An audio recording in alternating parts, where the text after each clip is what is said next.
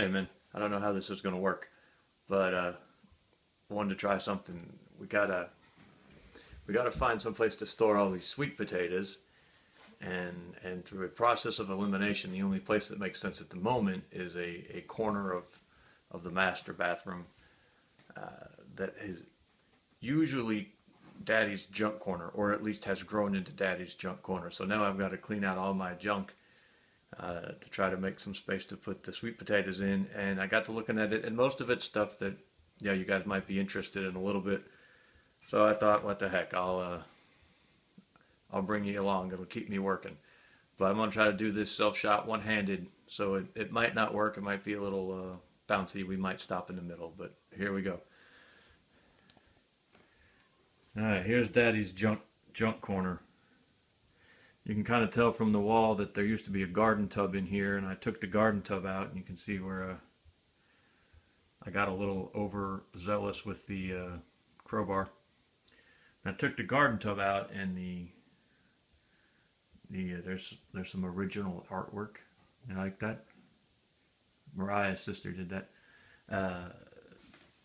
The plan when I took the garden tub out was to move the washer and dryer in here, basically right there where the freezer's at, and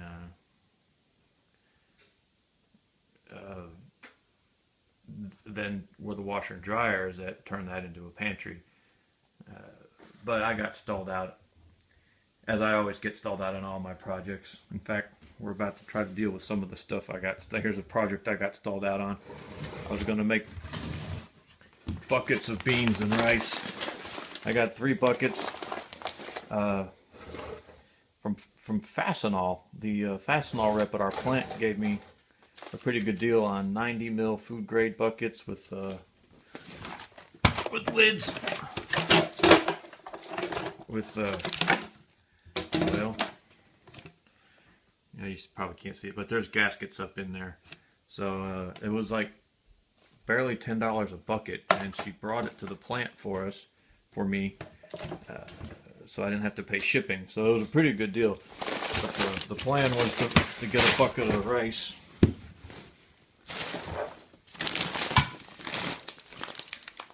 Oh, good. That won't make a mess at all. A bucket of rice, a bucket of beans, and we grow the beans here. We have so many beans.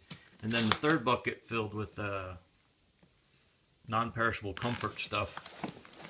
And I was going to try to sell it and make a little bit of money on Craigslist or something as some kind of,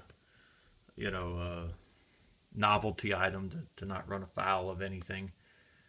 But I got distracted as usual. I'm still planning to do it. So a bucket of rice, a bucket of beans, and then look, I think I was gonna put flour in there, but now the flour busted open. Sugar, canning salt, baking soda, and some, I don't know, I was just playing, it was an idea I was playing around with. 2 types of vinegar. But I didn't do it, and now I need to get a new bag of flour. Alright. I don't know if moving it from one corner to another can be considered cleaning or not. And what else we got? Sorry about the light in here. I wonder if that would help at all. A little bit.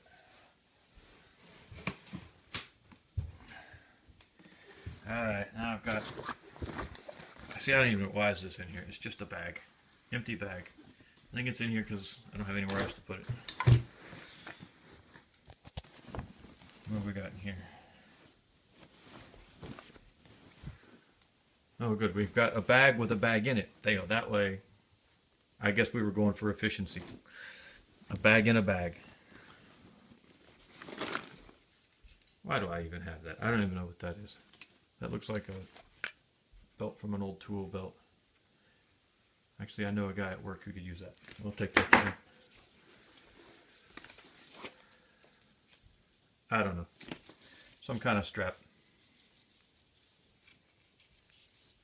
If you know what it is, let me know. It looks like it'd be useful, but everything looks like it's useful to me. That's why I had a shed full of crap. Oh yeah, these are just nostalgic. Yeah, Yeah, they're junk. But still, most nostalgic stuff is junk. Glove liners. Another one of those. Another strap. I don't know. I don't know where I got all these straps from. Ah, glove. Oh yeah, that's good stuff right there. I need to go through that. That's a rifle cleaning kit for an AR, well, an M16, but AR-15. Bandage. And another glove. And a Zippo. See if you can see this. You can't see it. Well, the inscription is from Vietnam, 1967 to 1968. Nha Trang, a close friend's stepfather, was a Vietnam era vet from, you can see it a little bit better like that. From that era, he served in 67 and 68. Some of you guys will know what happened in that time frame. This guy was the real deal. I knew a lot of the guys who knew him when he served, and he was universally admired and respected. A lot of this stuff he gave me, he retired from the National Guard as a sergeant of some kind, sergeant first class or something. I can't remember how the Army does all their stuff. Alright, well, there's another empty bag, but what do we got here? Butt packed with rifle stuff in it. I'll put rifle cleaning gear in there. What else? Now more rifle cleaning gear. Yeah, this isn't going real well right now. There's our borrowed Ruger 1022 that my buddy still doesn't want back yet. Mountain Ruck, great pack. Great pack. I've got a frame for it somewhere. Actually, I've got another whole Mountain Ruck somewhere on a frame. Right now I've got all my, not all of mine, but a lot of my bullets and stuff in here. Oh, and this is, what the heck is it? Another empty bag. I got lots of empty bags. Thank you, First Sergeant. Sergeant First Class? Now maybe some, he was way up there. He was like an E8 or E9. Some brass for when I keep telling myself I'm going to learn to reload one day and get some gear. I still haven't. This is, if you've watched the AR-15 videos, this is the gas tube I took out. Where's it at? I didn't take the roll pin out. Man, this is probably not going to be a good video because of the. Come here. But if you could see it, the hole where the roll pin's supposed to go through is completely intact. So that thing was never into that roll pin. The guy who assembled it did it wrong. Extra barrel for a little break action 410. Oh, my baby. There's my baby. This isn't going well. There's just too much junk in here. So all these bullets. I know it happened at one point. I needed something out of the range bag. That's interior range bag. And I dumped everything out finding what I wanted, and I never put it all back. What the heck? Cut off blue jean shorts. We're going to act like you didn't see that.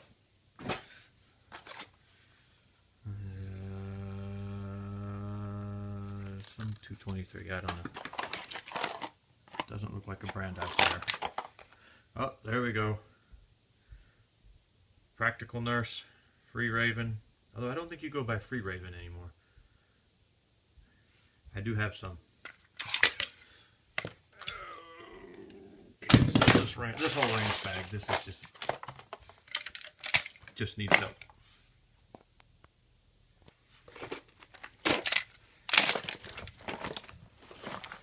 Apparently I'm going to spend some more time trying to clean that. That's probably a whole different project.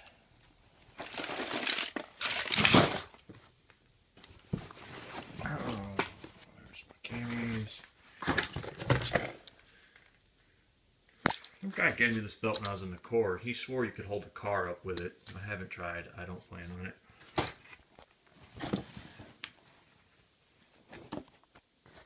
Miscellaneous cami. This is my bucket of bullets that every time you guys see it, y'all tell me what junk they are. Except it's 1,500 rounds. And I got it in trade for something I didn't want.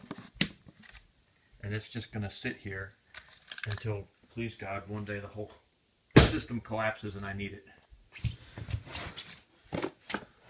That is the collapsible stock that came off of my rifle. Oh, here's my Mountain Rough with the frame.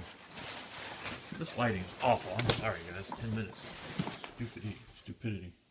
Great pack. Great pack. You can carry so much weight in that thing.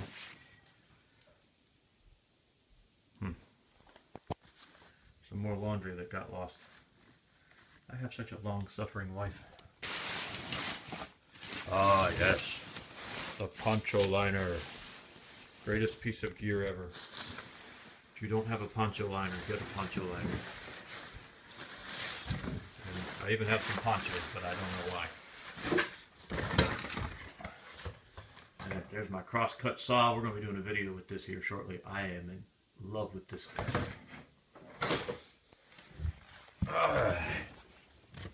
I almost shouldn't show this.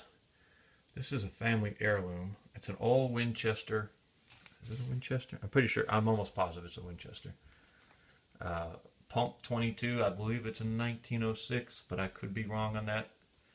The 1906 might have been hammerless. But this was my great-grandmother's gun. Supposedly she was quite the sportswoman. She loved to hunt quail, I think it was. She hunted quail with this little pump action 22, slick as can be. I mean, just a slick little weapon. She also liked to ice fish, and she dragged my mother out ice fishing with her. It's my mother's grandmother, and my mother apparently hated ice fishing. But my great grandmother was quite the character by all accounts. She also loved to dance and go to the VFW and whatnot. That's actually supposed to get passed down through our female line.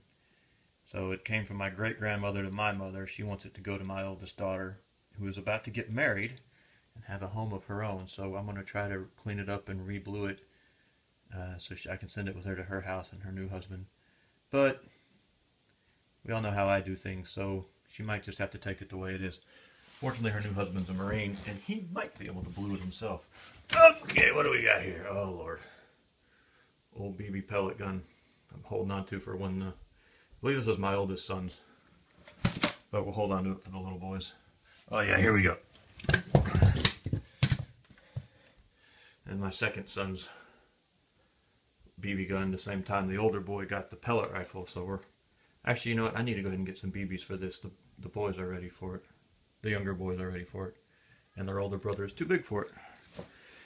Oh, and then my Mini 30. It's actually not my Mini 30, but it's basically my Mini 30. So just proof I do have some use for the 7.62 by 39. I do have a Mini 30. I think it's a great little rifle. I think if you're going to shoot the 7.62 by 39, the only kind thing you can do to it is shoot it out of a Mini 30. The Mini 30 is the rifle the 7.62 by 39 was designed for. They're happy together. They work well. It's a great woods gun.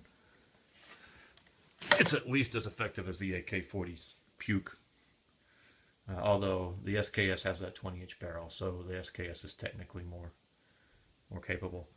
Alright, so here we go. There will be lots and lots and lots and lots of sweet potatoes stacked. Probably almost to the ceiling. Probably so high that the stackable bins will not be able to take the weight, and they will collapse.